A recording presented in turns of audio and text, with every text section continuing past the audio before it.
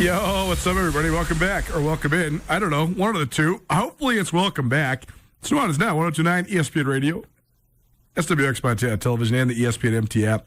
Colter Nuanez coming to you through the Grizzly Disposal Studio here at the Missoula Broadcast Company. Grizzly Disposal now has one bin recycling. If you want to make the switch to locally owned and operated waste management today, or you want to add the recycling, call 406-541-7171 or visit grizzlydisposal.com. Grizzly Disposal only bears that should be in your garbage. Basketball action coming up on both sides of the Great Divide. The women are in town. Huge weekend for both. Here's the deal. It's going to be a huge weekend every weekend now moving forward because we are almost about to make the turn in Big Sky Conference play. After this weekend, we'll be into the second half. This is when it gets interesting and fun for college hoops because you've seen everybody. You sort of know where the pecking order's at. But then you got to finish the deal, right? If you won on your home court, now you got to go to their home court. You already played there, now they got to come to your place. You sort of know the feel, but also, like I always say, there comes this time, and it's always like right between the Super Bowl and Valentine's Day, when teams decide, wow, we really have a chance here, and we really love being around each other, and we really want to win a championship. They start going up. Other teams say, I'm tired of these guys. I'm tired of these gals. Get me out of here. I want to be done. They start going down. We're almost to that point, so we're going to start seeing more separation. But there's some intriguing storylines coming up here this weekend, especially on the men's side. A lot of intrigue on the men's side because Montana is in Portland tonight. The Vikings of Portland State are the last undefeated team in Big Sky play. The Grizz have stubbed their toe twice, but they're still right there in the mix. So this is basically a de facto. We're going to see two first-place battles basically in Portland this week because third-place Montana versus first-place Portland State tonight, and then second-place Montana State at Portland State on Saturday. We heard from Patrick McMahon yesterday, as well as Jace Coburn, the head coach of Portland State. Patrick McMahon is senior for Montana State, so we sort of previewed these games a little bit. We'll hear from Mike Bibby today. Yes, that Mike Bibby, the longtime Sacramento Kings point guard, the national champion during his collegiate days at the University of Arizona. He is now the head coach for Sacramento State. It's a very interesting interview. Obviously, here's one thing where you have to it's an interesting experience because when you're in my seat, you cover a lot of athletes that are very locally and statewide famous and prominent, but maybe are not quote-unquote famous really outside of Big Sky Conference circles or outside of Montana circles. Mike Bibby's legitimately famous, but not crazy famous, if that makes sense. Well, I was a huge fan of Mike Bibby. My parents are from Arizona. I used to love the Arizona Wildcats. I still watch them, but it's just hard to have a team affiliation in college hoops now because, who the heck is... when Arizona had Lute Olson and you knew what the Arizona Wildcats were all about, that's very easy to be a fan of, especially when you have family ties to the state. Now, the roster is new every single year. So, if you're not living there or you're not an alum, I just don't know how you have, that passionate affiliation. Anyways, I loved Arizona basketball in the late 90s, early 2000s. That was, one of my favorite things to watch. UNLV and Arizona, those are the two college hoops teams I loved when I was a kid. Loved Mike Bibby. He was on the 97 Arizona national championship team. Of course, then he went to play for the Sacramento Kings. Some of those early 2000s battles between the Kings and the Lakers were epic. Some of the most unforgettable series that the NBA has seen. So then you get Mike Bibby on the phone. You're like, man, talking to Mike Bibby, this is pretty cool. But I know, having done this before with various people that are in new roles, like when John Stockton was at Montana State.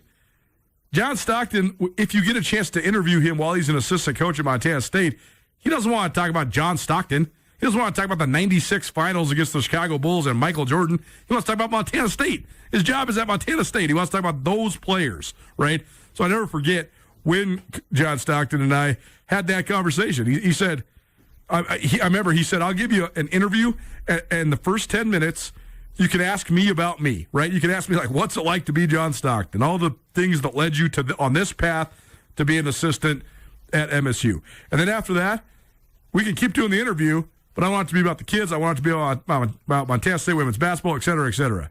So same deal with Mike Bibby, right? I asked him, what led you to want to be a head coach in Big Sky men's basketball, and what about your background makes you want to dive into this. But other than that, then I just wanted to talk about his team and the matchups, right? So that's what it is. This is not an interview about Mike Bibby, the Sacramento Kings point guard. This is an interview about Mike Bibby, the Sacramento State head men's basketball coach, as his team hosts Montana State tonight and Montana on Saturday. It's a very enlightening interview.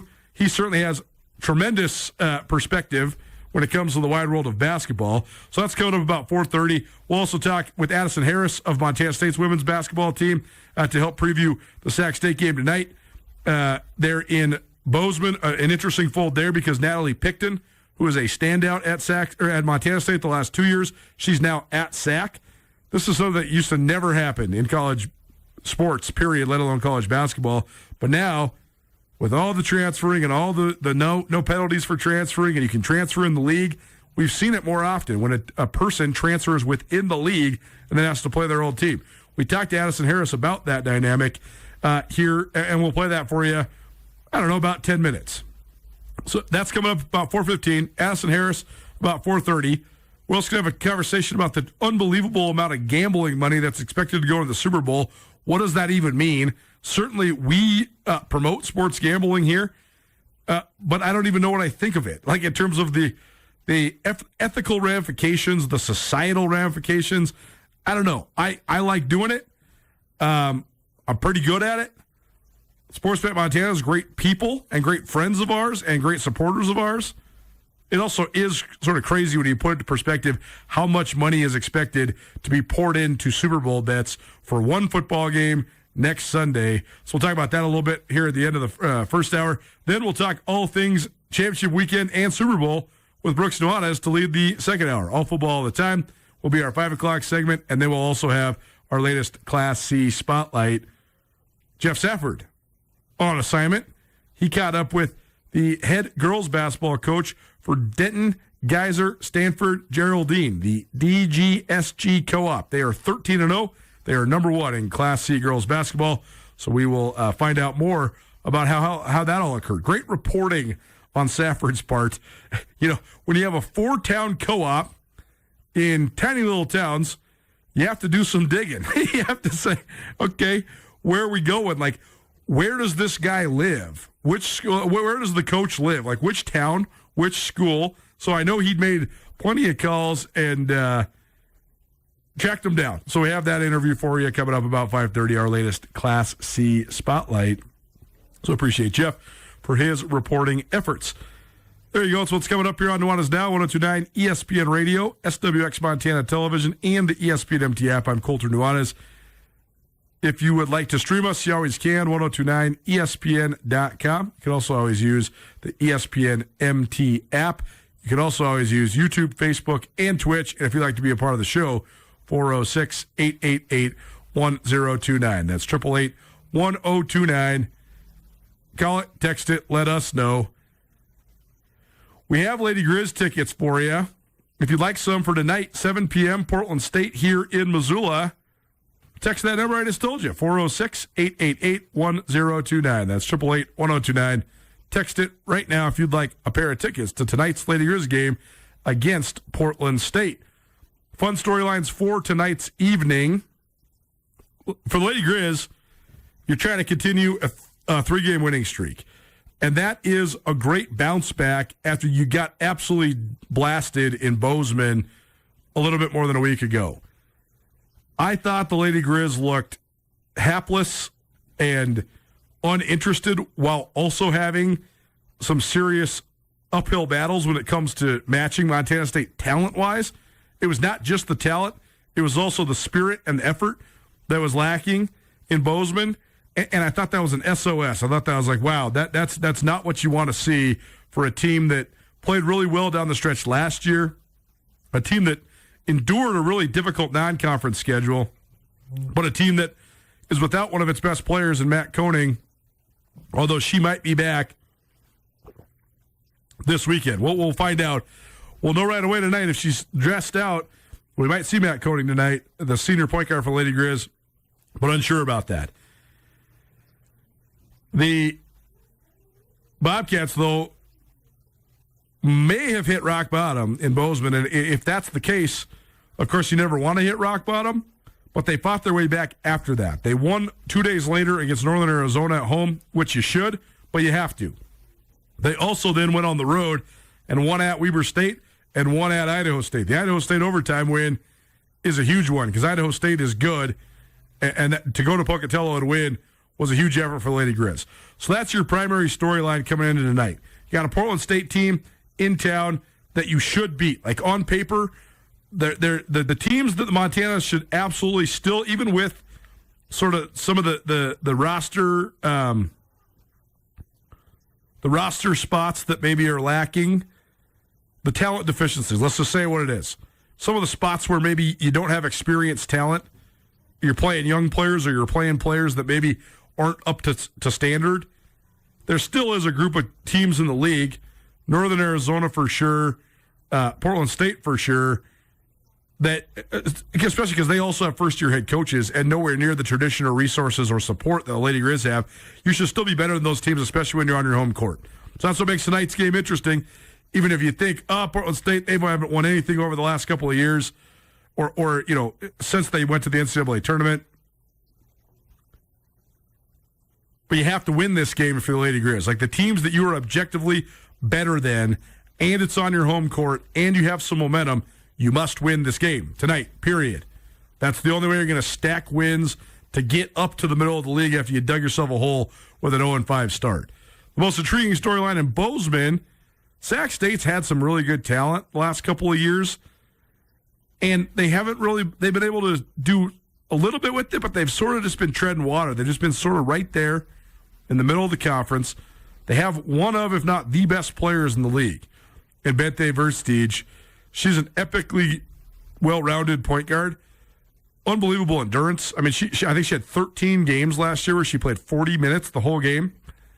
She's led the league in assists multiple years in a row. She's very efficient. She's got very European style. She is from Europe. She's got very European style. You can see that reflected in her game. And again, they've won a fair amount, but they've been just sort of like 6th, 7th, 8th in the league the last couple of years. But they added Natalie Picton, who was a spark plug player for Montana State the last couple of years. Now she's on the other side. So that's an interesting storyline. To me, the number one most interesting storyline in the conference right now, other than the struggles that have turned into now maybe a potential resurrection for the Lady Grizz, is Montana State hardly missing a beat after winning 30 games last year, being one of the top mid-major teams in the country, and then losing 8 of its top players from last year's team, either to graduation or to transfer.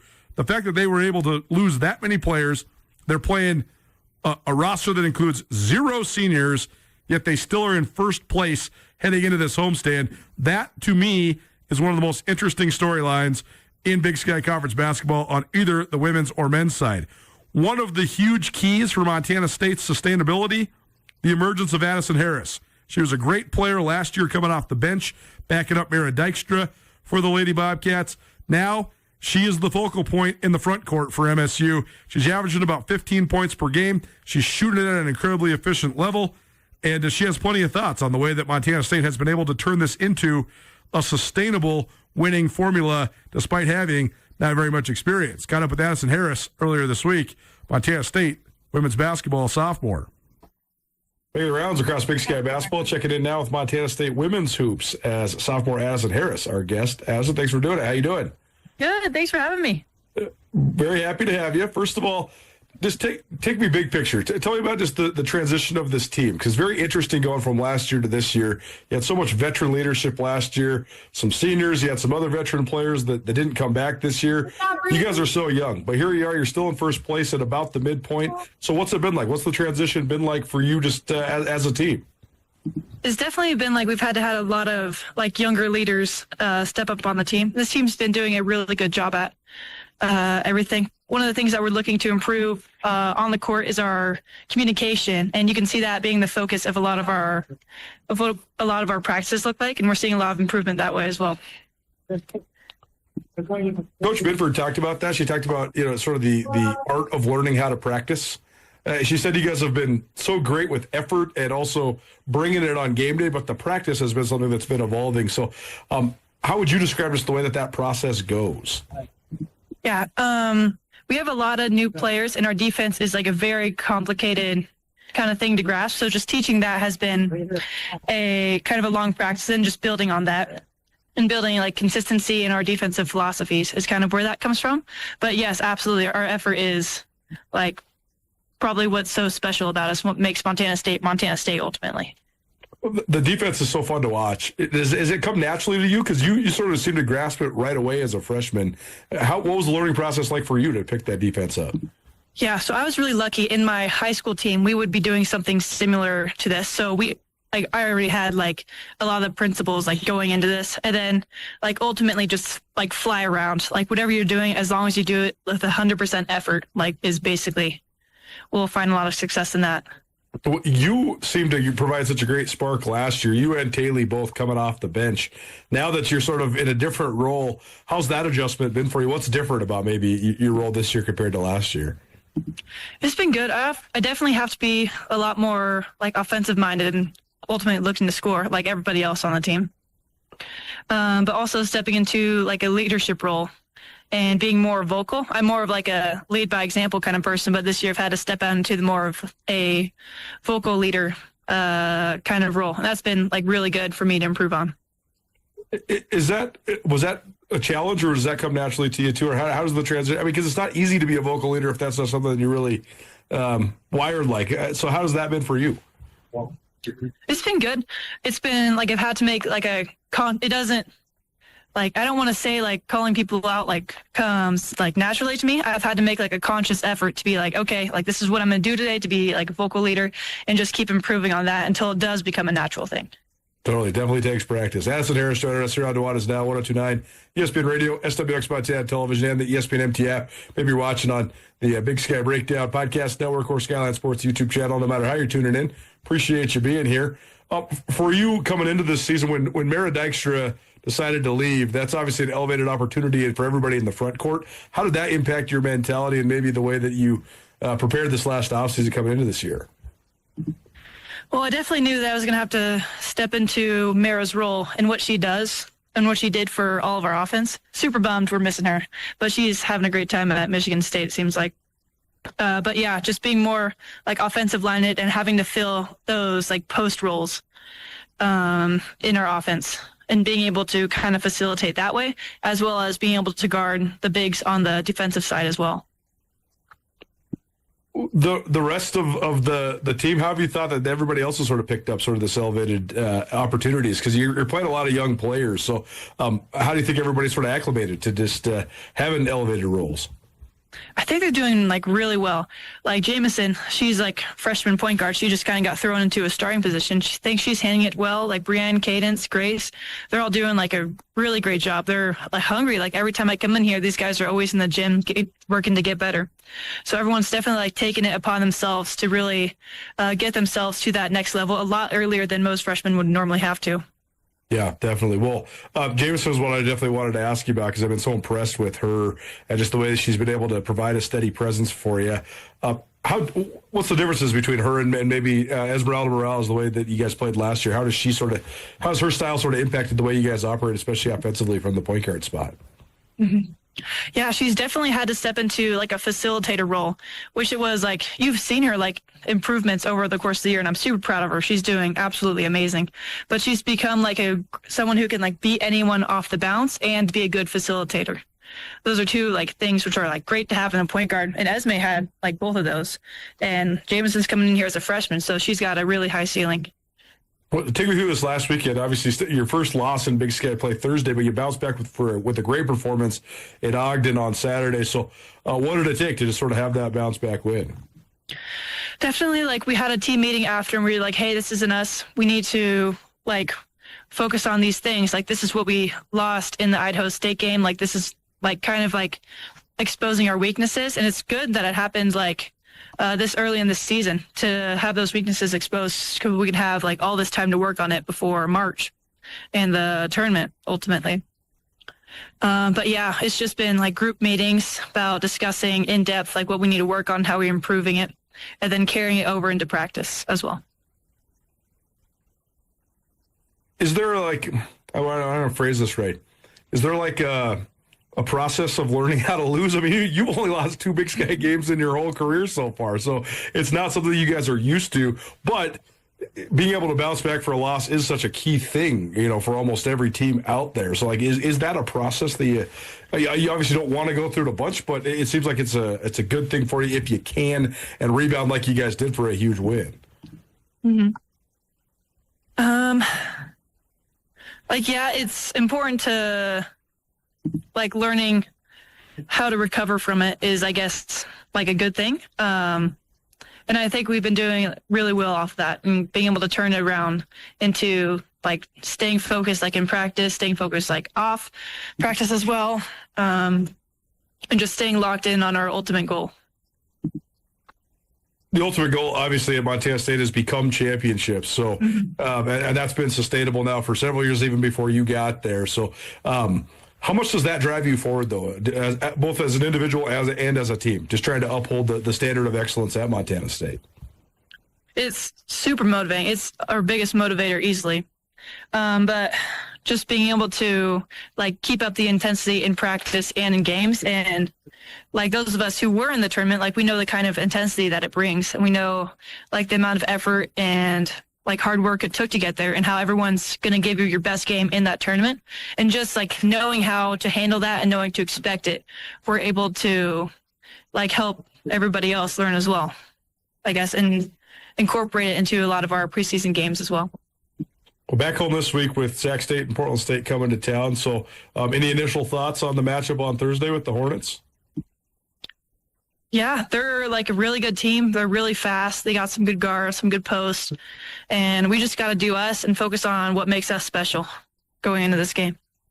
Well, they certainly have some familiar faces. I mean, Bethany Versteeg has been there for a long time. Obviously, Natalie Picton's familiar to you guys because she was on your team last year.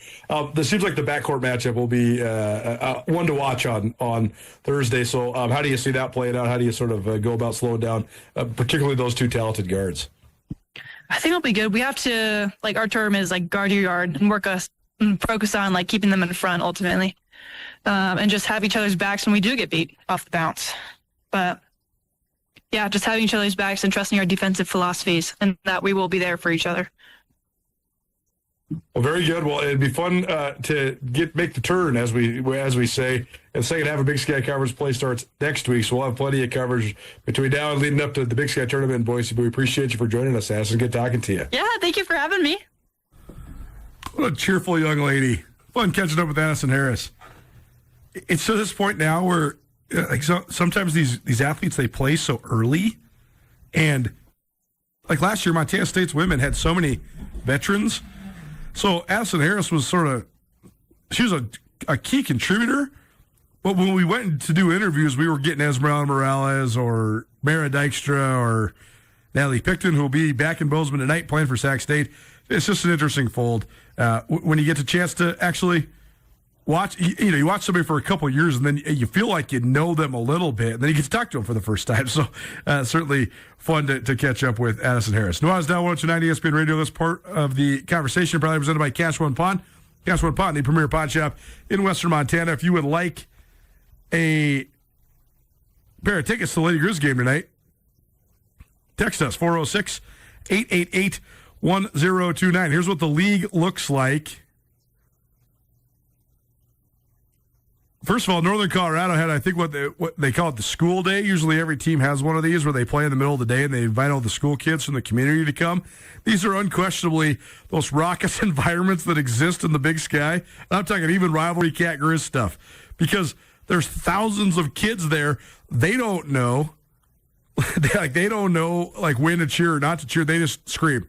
They just scream the whole time, and it's so loud and it's so fun. So Northern Colorado hosted that game of theirs today, so that's already final. But Idaho went to Greeley and won.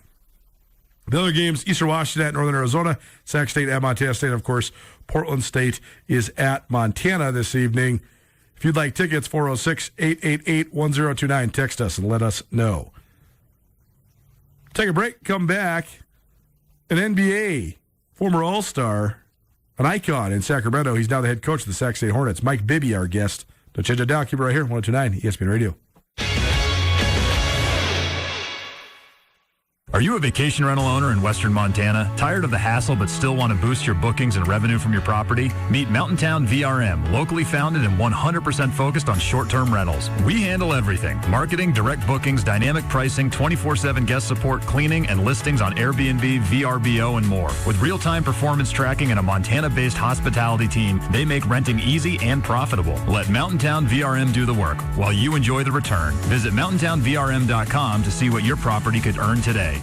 Palmer's Drug has been serving you since 1954, and the trusted locally owned compounding pharmacy has one goal in mind: to make things as easy as possible for you. Palmer's now has the easiest possible way for you to order healthcare's best supplements. If you visit palmersdrug.com, you can sign up to have Palmer's Drug deliver the best products when it comes to skincare, vitamins and minerals, fitness essentials, and more right to your front door. Visit palmersdrug.com today. When you think local pharmacy with Palmer's Drug on Southwest Higgins in Missoula. Make the switch to Farmer State Bank and you'll instantly become part of something bigger, something different, something more. That's because we are a community bank. That means local banking, local decision making, local support for the people, businesses, and communities you care about. Switch to local. Switch to Farmer State Bank, your Montana bank since 1907. An equal housing lender and member FDIC.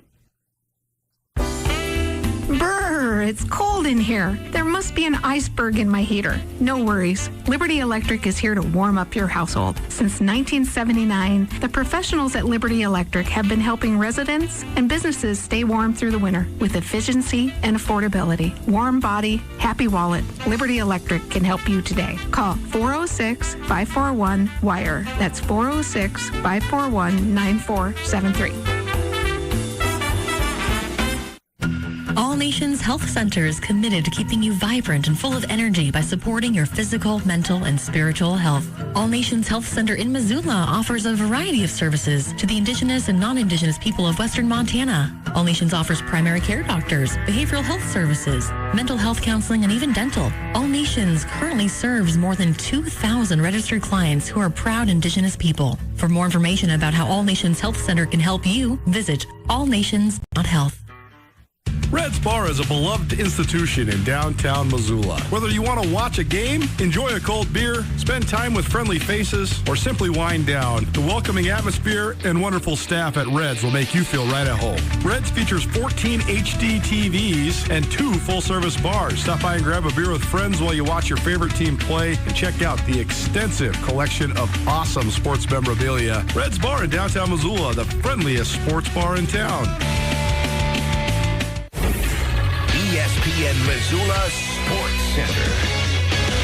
Jackson Presley has a new recruiting destination again after his previous signing fell apart. Hello, I am Colter Nuanez. Presley, a highly regarded and uber-productive quarterback who led Kalispell Glacier to the 2025 FAST-AA State Football Championship, signed with Sacramento State in December. The day after signing his national letter of intent, Sac State head coach Brendan Marion bailed to become the offensive coordinator at Colorado on Deion Sanders' staff. Presley was released from his letter of intent per NCAA rules and was back on the open market until this weekend. On Sunday, Presley announced on his personal social media that he's headed to Portland State to play for his new head coach, Chris Fisk. Presley was a 4-star recruit when his family moved from Southern California to Kalispell following his freshman year. Presley had strong interest from schools across the country, including Oregon and Florida State. By his junior year, Presley committed to Boise State, choosing the Bronx over schools like Arkansas, Arizona, Colorado, Missouri, Virginia Tech, West Virginia, Oklahoma State, Texas A&M, and Washington State. Last spring, Presley abruptly decommitted from the Bronx and opened his recruiting again. He went on visits to Montana and Montana State, swiftly choosing the Bobcats. That lasted a few months before he decommitted again and committed to Sac. Presley is one of the most productive quarterbacks in the modern era in Montana. He threw for nearly 8,000 yards and 80 touchdowns in his career, including 2,221 yards and 27 scores against just 1 interception during his senior season, as Glacier went undefeated and won their first state championship in 2014.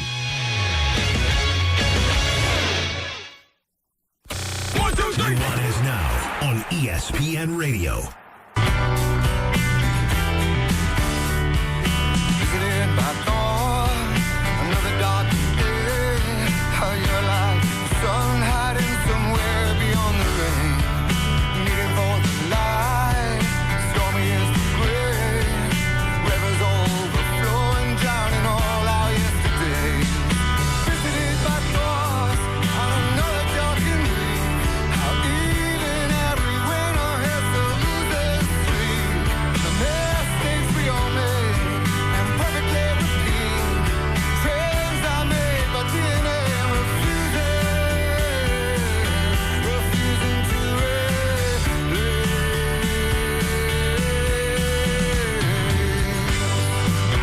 feel like you're tripping out because you were listening to The Trail about 45 minutes ago? You heard that song? You're not. I was too. I was listening to The Trail while I was making the show. I was like, that song's awesome. I'm going to play that on Nuanez Now today. A little Pearl Jam for you here on 102.9 ESPN Radio. Appreciate you for hanging with us. It's a Thursday. That means it's a Thirsty Thursday. So we have gift cards for you to DraftWorks. You want $25 worth of free beer? $25 goes a long ways at DraftWorks. It might not go that far in the world as we know it here in this day and age. It goes a long ways at DraftWorks. You can have yourself several pints of delicious beer. If you'd like a gift card to DraftWorks, text us 406-888-1029. That's 888-1029. Let's just text it today. 406-888-1029. That'll get you entered in to win $25 to DraftWorks. Appreciate DraftWorks. They have great pride in the University of Montana. Their Up With Montana Lager is a delicious and sessionable beer that also gives back to the NIL at the University of Montana. Drink a beer, support an athlete, and do it at DraftWorks. The Big Sky Conference in men's basketball tonight features, well, not just tonight, this weekend, 2 primetime games in Portland. First of all, great job by Jace Coburn for getting it rolling at Portland State. There's always been the notion that Portland is a city that has the ability to have a great college basketball team because, I mean, there's only 2 real metropolitan areas in the Big Sky Conference. It's Portland and Sacramento. And the thought is that if you just get one of the best guys in Portland to stay home, you have a chance to be very good. Well, Coburn's done it more from like a junior college recruiting model where they were just rebuilding the roster year in and year out. They were doing that before that became the way that everybody has to do it. So Coburn actually had a leg up. He had experience as a JC coach and then at Portland State where it was so transfer heavy all the time. So then when this portal era hit and that became the norm for everybody, Portland State had already been doing that. So it wasn't that huge of an adjustment for them. And now, ironically, Portland State was the team that had the most key returners come back this year. They had 3 guys on the preseason all-league team, led by Trayvon Minot, who is the Big Sky Conference Defensive Player of the Year last year. He is a 6'11", former transfer from South Carolina. He's the best rim protector the conference has seen in several years, and that certainly helped boost and anchor Portland State's defense. They also have Terry Miller Jr., who right now is leading the conference in scoring during league games. He's a 6'9" stretch 4 who can step outside and shoot it. And they also have Jalen Henderson, who's one of the best combo guards in the conference as well. Those 3 provide the core for Portland State. They are the last undefeated team in the league, but they host Montana tonight and Montana State on Saturday. Those are the other 2 best teams in the league. Right now, the Cats are 7-1 in conference play. Portland State's 7-0, and Montana is 6-2. So we're going to see a little bit of a shakeup, maybe, or maybe an affirmation that Portland State is the best team in the conference. I could totally see Portland State going 2-0, 1-1, or 0-2 in these upcoming games. But the game of the week in the Big Sky is tonight at the Stott Center in Portland. If you missed our interview with Jace Coburn from Portland State yesterday, you can find that on the Nuanez Now podcast. You can also find it on YouTube. Cats are at Sac State. Sac State is struggling a little bit. They're 2-5 in league play. They've played 5 of their first 7 on the road. They won the 2 home games. They lost the other 5. It's been a little bit of a rebuild since Brian Katz retired there at Sac State. Katz was an institution in the Big Sky. He had coached at Sac for 15 years. He had some health problems that made him sort of abruptly retire. They made Brandon Laird the interim coach for a year. Then they decided to basically have an interim coach for another year. It was such a weird deal because they're trying to figure out where they're doing, if they're transitioning. Coach Zepp was the coach last year. That just didn't do any favors for the program, right? Well, then they made one of the splashiest hires ever in Big Sky men's basketball, and they hired our next guest. He's a former Sacramento Kings All-Star. He is an institution in Sacramento, one of the most popular athletes the city's ever seen. Now he has the tall task of rebuilding Sac State men's basketball. We caught up with Mike Bibby earlier this week. I have a new guest here on Nuanez Now, 102.9 ESPN Radio. We're checking in now by a guy who I followed his whole playing career. I was a huge Arizona fan. My family's from Arizona. My parents grew up in Sedona, and I was always an Arizona Wildcats fan as a kid. And then he went on to star for the Sacramento Kings, but now back in Sacramento to lead Sac State. Mike Bibby, our guest, the head coach of Sac State men's basketball. Coach, thanks for being here. How you doing? Yeah, I'm doing good. Thanks for having me on. First of all, tell us about just your path back to Sacramento. Obviously, a place that you love. Tell us about just your connections to Sac State and what gave you the motivation to take this job and try to rebuild the Hornets. The Sacramento's a second home for me. I played here, half of my career, kind of reignited my career after playing 3 years in Vancouver. And just coming here, I tried to get this job about 4 or 5 years ago when it opened up. The timing wasn't right. And then, I thank Dr. Luke Wood and Mark Orr for giving me this opportunity and just giving me a chance to be, come here and try and change the culture around here and try and change, the setting that, Sacramento State, the mindset that Sacramento State has is in terms of basketball. Dr. Luke Wood has been a fascinating character to follow because he's been driving that message forward. Like, hey, let's reach our potential. Let's make Sac State as great as it possibly can be. When you have a president like that is so sort of forward thinking, but also forward in his addressing of the public and talking about his mission. What's it like working for that guy, and how much do you believe in just the mission that he has? It's great. He does so much. There's a lot of people that I've heard like, wow, you brought in the president to look at practice, to look at this kid work out. And it's crazy because a lot of people there's guys that worked in my agent told me there's guys that worked for 20 years at schools and don't even get to meet the president of the school. So, it's just a great feeling to have him have our back. And, he's always there for us. And he's trying to change the school around. And, I think it's the best thing for the school. It's the best thing for myself. And, I have his phone call. I have his phone number. I can call him whenever I want. At any time of the night, he picks up. And it's just a great connection I think we have. The potential of Sac State has always been apparent to me. I've covered the league for almost 20 years, and I love going down there, love traveling around and seeing what Sacramento has to offer as a city, but also just the campus and everything there. What do you think is the potential of Sac State basketball, and what's sort of the first steps to tapping into reaching that potential? I think it's real high.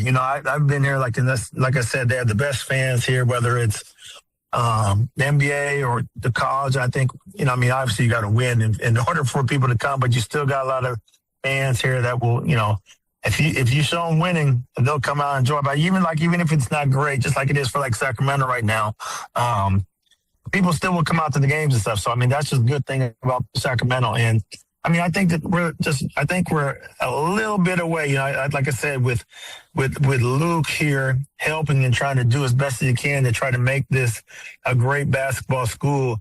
I wouldn't rather be anywhere else. And he's doing so much for the school, and not just basketball. Just a whole bunch of other stuff that's going to make this a top-notch school. And like I said, you need somebody that has your back like that, and he has exactly that. Mike Bibby joining us, head coach of the Sacramento State Hornets men's basketball team. They host the Montana schools, Montana State on Thursday and Montana on Saturday. A little bit more about those matchups here in just a little while. One last big picture question for you, Coach. You've been coaching for a while now, but now being a head coach, what have been some of the surprises? What have been some of the challenges of just sort of evolving in that role and sort of taking over a program all your own? It's my first college job, so it's.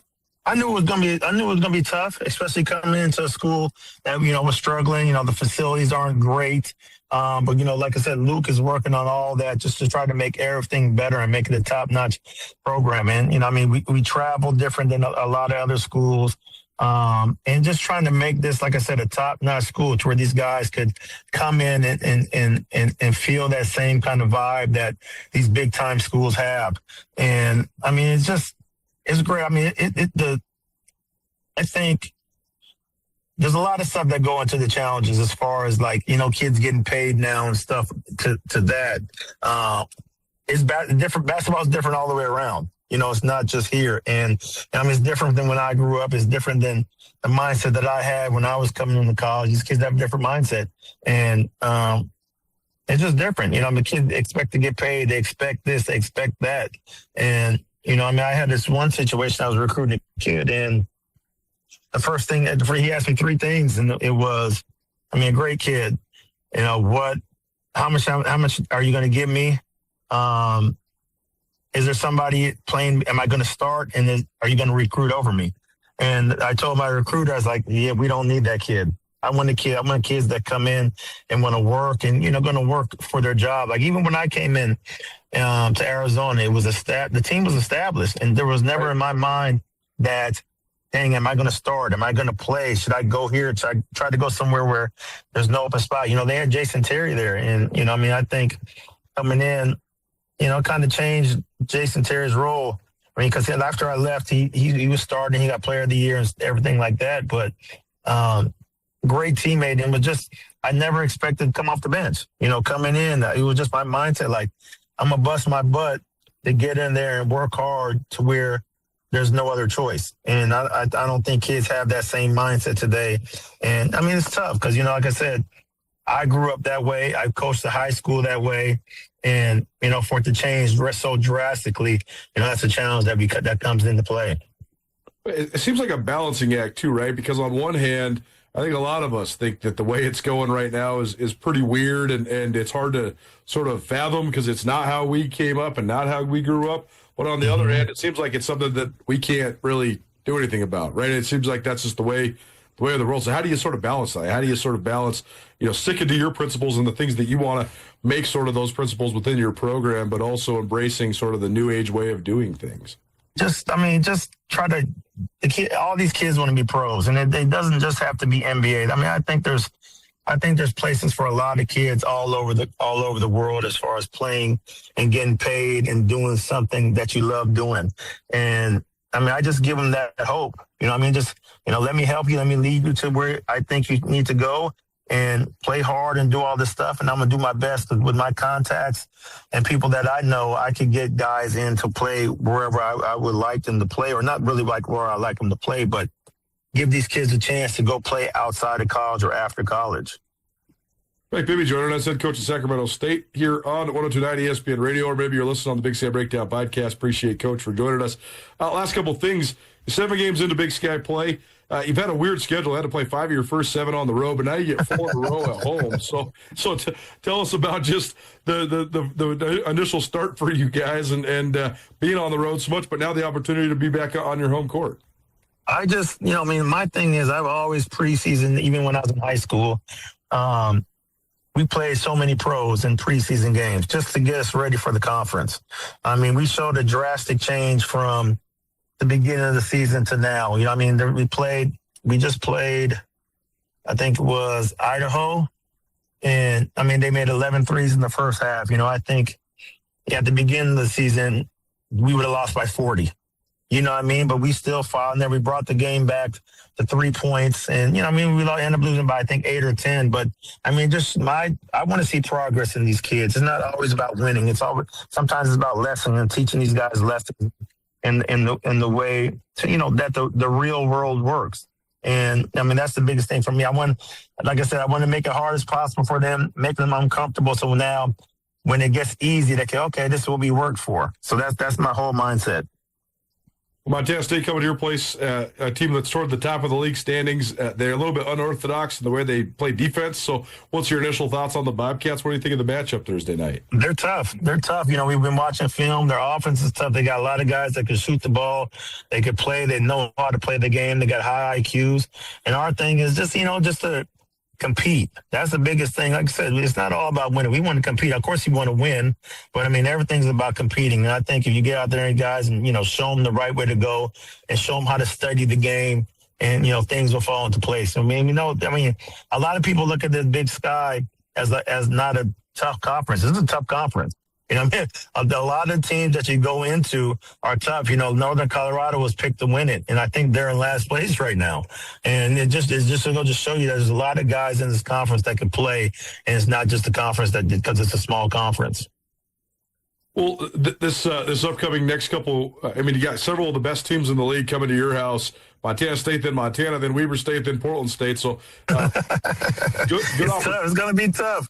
It's going to be tough. Like I said, I wouldn't rather I wouldn't want to go into these games with anybody else but the guys we have. We've taught them so much. We came a long way from the start. If you would have seen how it started out and the injuries and stuff that we're going through right now, we got one big guy and Mark Laubernum. He's not even really big. So, when you look down the bench and you try to sub for big guys and it's all guards, it's tough. But like I said, I wouldn't want to go into any kind of atmosphere unless I was with these guys. Well, last guy I got to ask you about is just Mikey Williams, because he's been really fun to watch, especially when he's at the height of his powers. He's been a prolific scorer so far. So what have you thought of just his ability to sort of take control and lead your offensive attack? I mean, he's a great kid. He gets a lot of, I think, grief for, you hear all the stuff on the internet, do all that stuff. That's where stuff's run now, the internet and all that stuff like that. He's a great kid. He's a quiet kid. He wants to win. And, I'm trying to teach him how to play basketball. He's a great scorer, great one-on-one player. I'm trying to teach him to play the game to where he can make his teammates better and everybody looks good out there. And, he's been getting so much attention since he's been young. It's going to be hard to get him to do that, but that is my job as a coach and as a person that cares about him, is get him to be the best that he could be, because he has so much talent. Well, it should be a fun weekend to follow along with Sac State hosting both the Montana schools, and we appreciate you for taking some time. Mike Bibby here on Nuanez Now. Coach, good catching up, and good luck this weekend. All right, thank you very much. Thanks for having me. Fun talking with Mike Bibby. What a challenge. I wonder, like you said there, the teams that are coming to town are really good. It would just be such an interesting experience to have part of your basketball life when you were playing, preparing to go guard Kobe Bryant. And then a couple chapters later, you're preparing to try to slow down Patrick McMahon and Jed Miller. Obviously, those are on completely different planes and stratospheres of transcendent talents. But when you're Mike Bibby, you actually have as good a shot of guarding Kobe Bryant as you do as the head coach of Sac State of slowing down Montana State's key players. That's probably a little bit of an exaggeration, but it's just such an interesting dynamic, right? And I think that Dr. Luke Wood has done a great job of making splashy hires there at Sac State, but also of selling a vision to everybody on campus, anybody that'll listen. Will it come to fruition? That's the big key, right? Luke Wood made the splashy hire in football and Brendan Marion. That only lasted a year. What's Sac State's football future? Made the splashy hire with Mike Bibby. They're sitting there at 6-13. What does that actually mean? When does it start to pay to fruition? Does it even come to fruition? I'm not sure. But certainly Montana State needs to get it done tonight in Sacramento to then set up what could be a first-place showdown in Portland on Saturday. That's the thing. If Montana State wins tonight in Sac State, then Saturday is definitely for first place no matter if Portland State wins or not. If Portland State wins, they'll be alone in first place, but Montana State could get into a tie for first place with a win. If Portland State loses tonight to the Grizz, then it'll be for the outright first place with Montana State in town on Saturday. So either way, big games coming on the West Coast in Big Sky Conference play in men's basketball. This portion of the conversation is probably presented by Copperstone Storehall. Copperstone Storehall is Montana's largest storage boat and RV facility. They've been around since 2001. They're dedicated to providing quality, clean, convenient, and secure storage units. Their goal is to gain your trust and give you more for your money. They're family-owned and operated, located at 8700 Roller Coaster Road in Missoula. If you need any help with anything that requires a storage unit, particularly to store your boat and RV, CopperstoneStorage.com. A lot of money already pouring in on the Super Bowl. We'll discuss that and give you another chance to win free beer. That's next. Keep it right here. 102.9 ESPN Radio. Cold weather cravings? The Montana Club has got you covered with scratch-made comfort food to match every craving. From perfectly grilled steaks to satisfying salads, they're ready to handle your hunger. So grab a table with a reservation or keep it casual and order delivery straight to your door. Great food made easy. Visit MontanaClub.com to order or reserve and come warm up at your Montana Club. Brooks and North Reserve, Missoula. How would you describe opportunity? Your next opportunity starts with the right financial partner. At Opportunity Bank, we're helping to build strong financial futures for Montanans. Whether growing your business or buying your dream Montana home, consider us your local guide to whatever's next. Opportunity awaits with Opportunity Bank. Member FDIC Equal Housing Lender. Bank NMLS 412554. Big changes start with small steps, and the Diabetes Prevention Program helps you take them. This proven CDC program teaches healthy eating, stress management, and ways to stay active, all in a supportive group. Participants have reduced their risk of diabetes by 58% and 71% if they're over 65. Smoking and vaping can raise your risk too, but help is free at quitnowmontana.com or call 1-800-QUIT-NOW. To join the Diabetes Prevention Program at Missoula Public Health, call 406-880-5344 to register. Abigail Coburn of Ryan, Miller, and Coburn Trial Attorneys has an extensive background in criminal defense, particularly federal drug charges. It's amazing because I think the harder you work, the better outcomes you get for your clients. And so being able to see that immediate result of, while they are doing better, they did get a good result here, and now their life is not forever ruined by the outcome of their criminal case. You can call Ryan, Miller, and Coburn Law anytime at 406-542-2233. You can also visit online at rmcattorneys.com. Ryan, Miller, and Coburn, your Montana attorneys. If you're in search of a trading card of your favorite player, or if your kids are, swing into Zootown Sports Cards. If there's a card of a player you're searching for, Zootown Sports Cards has the cards. With an almost endless collection of singles and inserts, whatever and whoever you're in the market for, Zootown Sports Cards has it. 1990s NBA stars, Zootown has it. 2000s football players, Zootown has it. And looking through the collection is half of the fun. Come check out all of what Zootown Sports Cards has to offer in the Stevens Center in Missoula. Submarine veterans who've gone before are remembered aboard the USS Montana. Geo Johnson, Quartermaster Second Class, USS Carbonero SS-337, 1969 and Vietnam. The USS Montana crew has thousands of hours of skills. For more on vets and Montana sailors, browse the news page blog at ussmontanacommittee.us. I'd volunteer for that boat in a minute. It's Nuanez Now on 102.9 ESPN Missoula. Watch the show statewide on SWX Montana Television. As a trip fire line, that cold day when you lost control. Shame you left my life so soon, you should have told me. Hey, but you left me for behind. Now me, I'm dealing me when you treat you so bad. Oh, but I did anyway. Now me, some say you left me what you had. Oh, but you couldn't share the pain. No.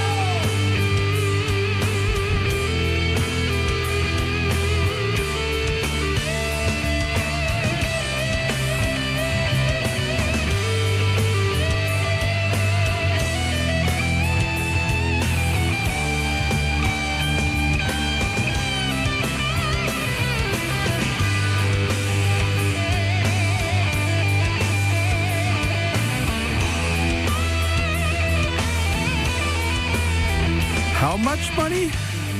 An unbelievable amount of money. Welcome back to Nuanez Now, ESPN Radio, SWX Montana Television, and the ESPN MT app. What are we talking about? Well, the Super Bowl's next Sunday, if you haven't heard. And it's a headline on ESPN earlier today. I don't know what to make of this other than it's just stunning to pass along.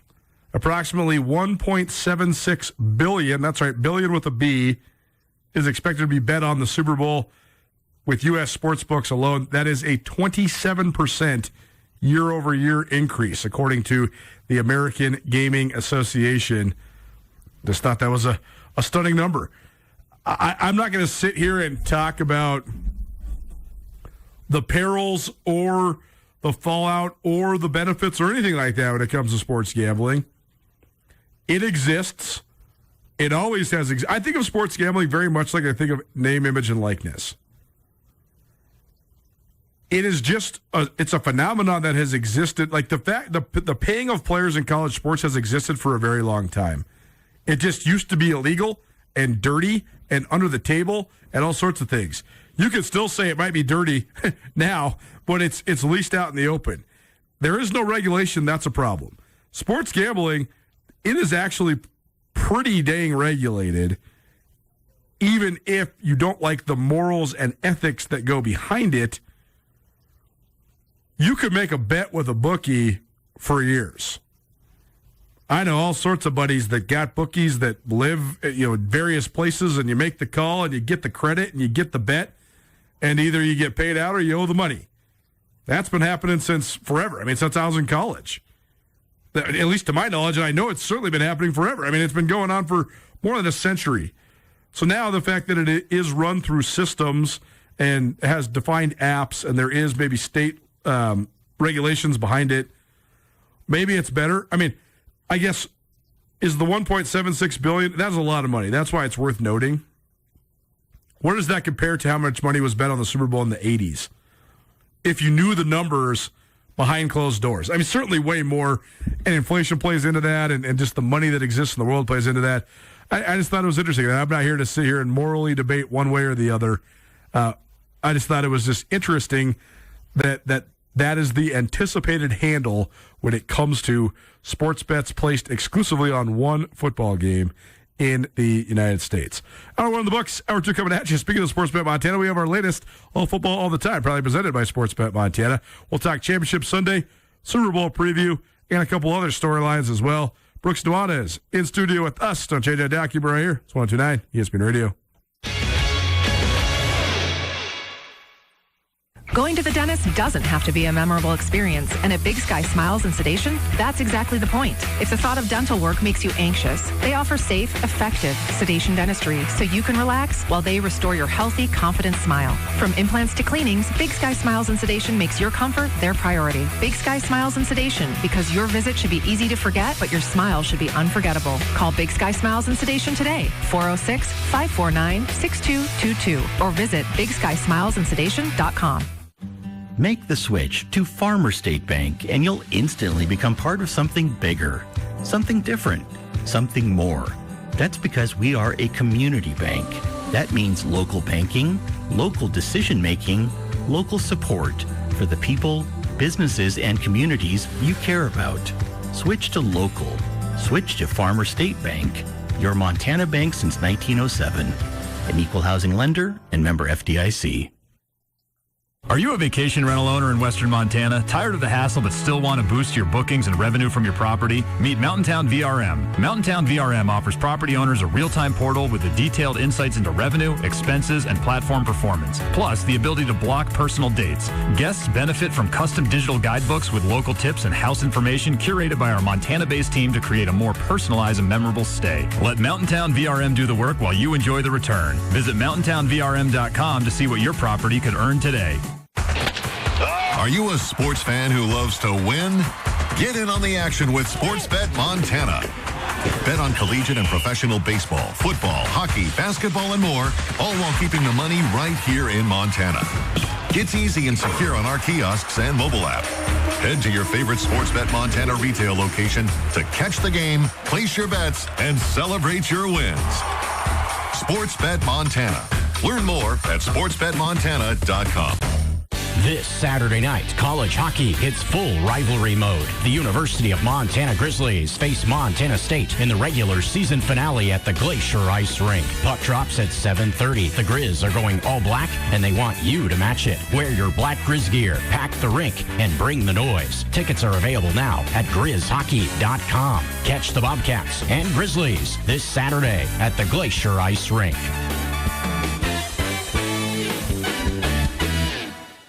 You might might be thinking, what's the big deal about a kids menu? Well, once you have kids, you know. It seems like it's getting harder and harder to find kid-friendly meals at affordable prices. At Paradise Falls, the kids menu is not only diverse, it's a total steal. For some of the cheapest prices in town, you can get hamburgers, mac and cheese, and other kid favorites for super low prices. Paradise Falls is a family-friendly restaurant open 7 days a week. Come enjoy a meal with your kiddos in Paradise at Paradise Falls, 3621 Brook Street, Missoula's coolest hotspot. ESPN Radio for Western Montana, KKVU HD3 Stevensville, and 102.9 FM on K275BS Missoula. ESPN Missoula Sports Center. Jackson Presley has a new recruiting destination again after his previous signing fell apart. Hello, I am Colter Nuanez. Presley, a highly regarded and uber-productive quarterback who led Kalispell Glacier to the 2025 Class AA State Football Championship, signed with Sacramento State in December. The day after signing his national letter of intent, Sac State head coach Brendan Marion bailed to become the offensive coordinator at Colorado on Deion Sanders' staff. Presley was released from his letter of intent per NCAA rules and was back on the open market until this weekend. On Sunday, Presley announced on his personal social media that he's headed to Portland State to play for his new head coach, Chris Fisk. Presley was a four-star recruit when his family moved from Southern California to Kalispell following his freshman year. Presley had strong interest from schools across the country, including Oregon and Florida State. By his junior year, Presley committed to Boise State, choosing the Bronx over schools like Arkansas, Arizona, Colorado, Missouri, Virginia Tech, West Virginia, Oklahoma State, Texas A&M, and Washington State. The last spring, Presley abruptly decommitted from the Bronx and opened his recruiting again. He went on visits to Montana and Montana State, swiftly choosing the Bobcats. That lasted a few months before he decommitted again and committed to Sac. Presley is one of the most productive quarterbacks in the modern era in Montana. He threw for nearly 8,000 yards and 80 touchdowns in his career, including 2,221 yards and 27 scores against just one interception during his senior season as Glacier went undefeated and won their first state championship in 2014.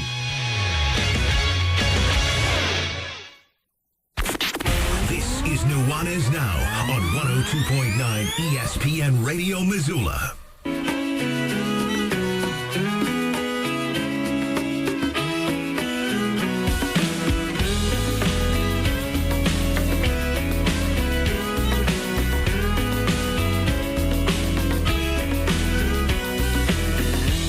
Don't look a gift or send them out. Come on, try and tell me what it's all about. Those things you're dealing with. You're living a lie. Every time I see you, it makes me wanna cry.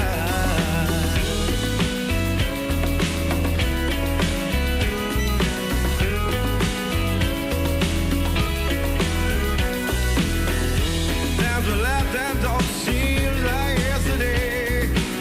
Then you let the white horse come and take you away. Welcome back. 102.9 ESPN Radio, SWX Montana Television, and the ESPN MT app. I'm Colter Nuanez coming to you through the Grizzly Disposal Studio.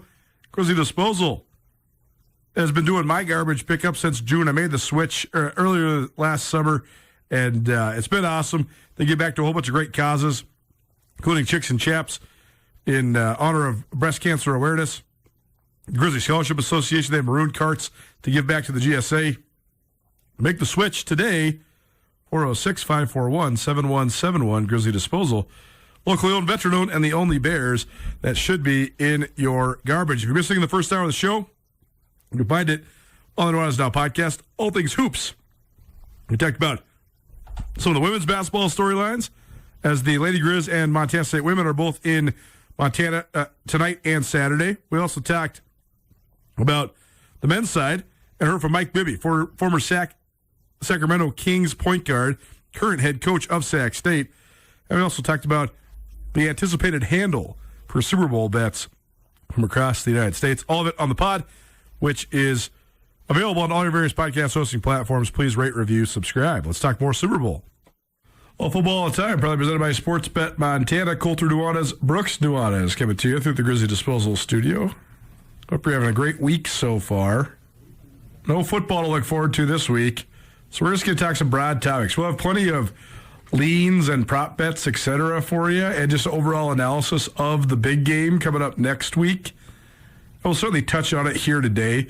Mostly we're going to talk about what has happened to get to this point as we prepare for the Super Bowl between the AFC champions in New England, the Patriots, and the NFC champions in Seattle, the Seahawks.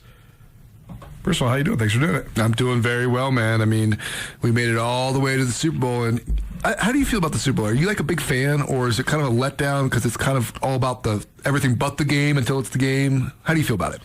Like just the overall? Well, yeah, like do you look forward to the Super Bowl? I do. I also have a really hard time buying into anything that I know a whole bunch of people like. It's just totally in my nature to just not like anything that's massively popular. But I feel I'm obligated as a huge football fan to like this. And the NFL is like the one thing that is massively popular that I really lean into and like. That's funny. You're a little bit of a rebel that way, huh? This Super Bowl is... So this is an interesting thing that has happened in my life. So you grow up in a place with no pro sports, right? So you sort of find your affiliations and your affinities for teams as you go through life. Like your older son is at the formative age, right? Brooks' oldest son's 9, going to be 10. And, so he knows what his favorite teams are. Like he's collecting the cards. He's got the jerseys. He's got the hats, all that stuff. But then whoever your favorite is sort of then helps you evolve into who you don't like too, right? And it's fair, yeah. But I've never been... I'm a Vikings fan. That's been how it's been since I was 8 years old.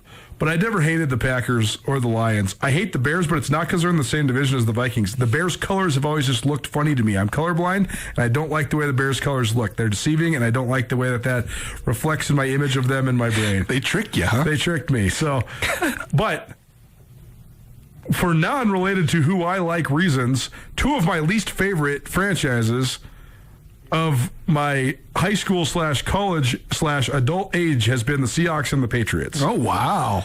Patriots just because of the endless success, the evil empire reputation, Bill Belichick being so just blah in terms of his personality, and just my complete and utter disdain for Tom Brady.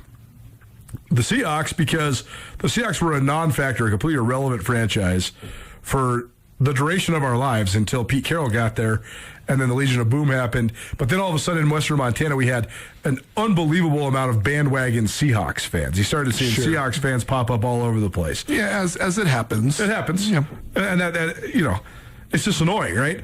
And then I lived in Washington, of course, surrounded by Seahawks fans.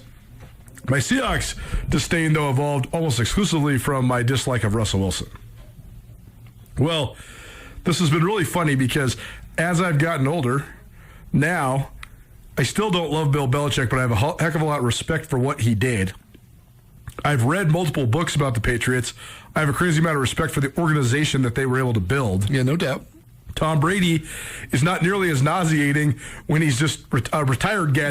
Man, I completely disagree. You don't like him in the booth. I don't like him in the booth at all. But when you look retrospectively back at his career, you just think, wow, like he himself is a brash personality that was easy to hate while you're watching him perform on a Sunday to Sunday basis. But now you look back on it. It's part of it. It's part of it. And then you look back on it, you're like, that guy was one of the greatest athletes I ever watched. What a pleasure it was to watch him, even though I didn't like him while it was happening. This opinion changed for me with Derek Jeter, too. Like by the time, I didn't really like Jeter or the Yankees when he was playing. But then when he got to the end, you're like, well, that was awesome that I got to see that from start to finish. Thank you for sharing that with us, Derek Jeter.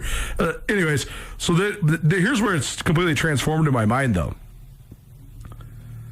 The Seahawks have a full changing of the guard when it comes to their image, their persona, and it's all because of their head coach.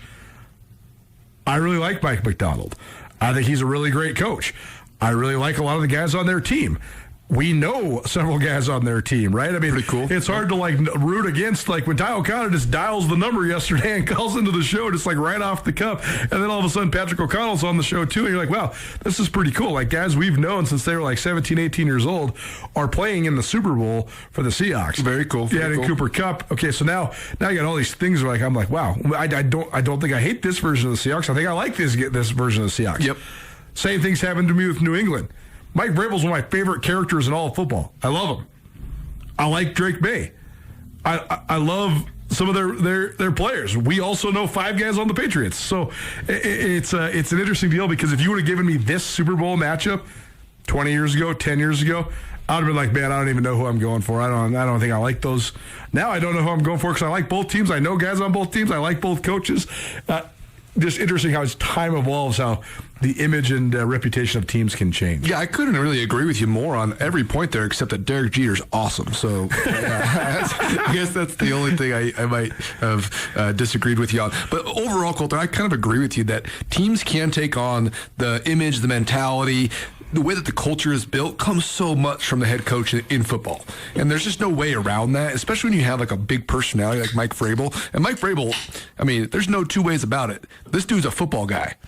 And he makes it very apparent. But it also, if you are a football fan, it comes through the TV, just the passion that they play with. No question. Like the physicality that they play with. They're all on the same page when it comes to that, which anybody, no matter what the brand is, whatever the team is, I think can appreciate when you watch that kind of football. So the Patriots play, as they have for a long time, that quote-unquote the right way. But now with Mike Vrabel, they're doing it with a little bit more personality. So I think it's more engaging as far as the style goes. Last week they had like a couple of guys that are still in the NFL, but they were like freelance commentating for the pregame. They had Kirk Cousins there sitting field side, and he was doing his hit about like being in the Patriots locker room. He's like, and these guys think that Mike Vrabel is the alpha dog, and I believe him. I'm like, I was like, you don't say, Kirk.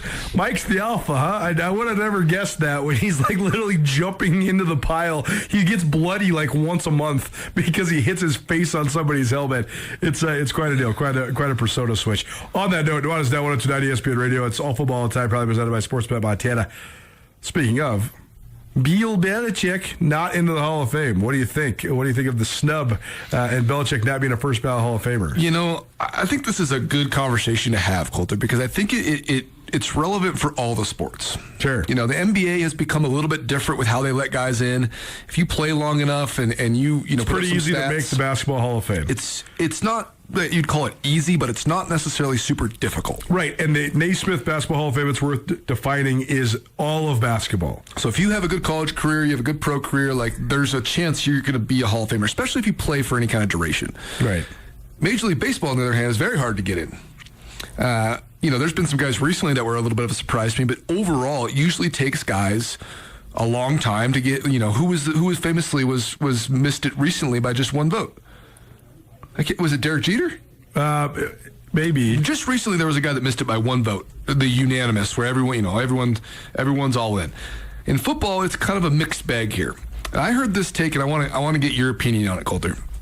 There is some gatekeepers out there that are creating this culture for both the...